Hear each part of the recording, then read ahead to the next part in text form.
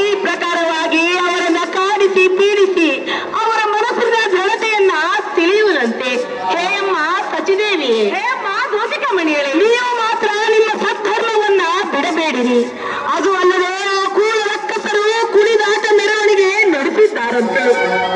ನಮ್ಮ ಭಾಗ್ಯಕ್ಕೆ ಬಂದದ್ದು ಬರಲಿ, ಆ ಶಂಕರೇಂದ್ರನ ದಯನಂದಿರಲಿ.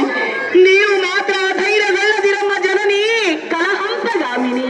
ಹೇ ಅಮ್ಮ ಜ್ಯೋತಿಕಮಣಿಯಳೆ, ಹೇ ಅಮ್ಮ ಸಚಿದೇವಿ, ತ್ರಿಕಾಲ ಮುತ್ತುವಂತೆ ಕೈ ಒಳಗೆ ಆಯುಧಗಳನ್ನು ಪಡೆದು ಜಯ ಕಳಿಸುತ್ತಾ ನಮ್ಮ ಊರ ಓಡಿ ಓಡಿ ಬೀದಿ ಬೀದಿ ಬಜಾರದಲ್ಲಿ ಗುಂಪು ಗುಂಪಾಗಿ ತಿರುವತ್ತವರು.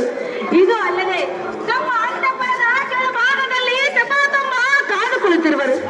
ಭಾವ ಕಾಲಕ್ಕೆ ನಮ್ಮ ಮರ್ಯಾದೆಗೆ ಕುಂದು ತರುವರು ನಾ ಕಾಣೆ. ಸದಾ ಪರ್ವತ ಮೇಲಿಂದ ಮೇಲೆ ಇಂಥ ವಿಪತ್ಕಾಲದ ರೀತಿಯಲ್ಲಿ ಆ ಬ್ರಹ್ಮನೋಲವ ಪಡೆಯಲು ಬೆರೆಸಿರುವನು ಯಾಗೋ ತಿಳಿಯದು.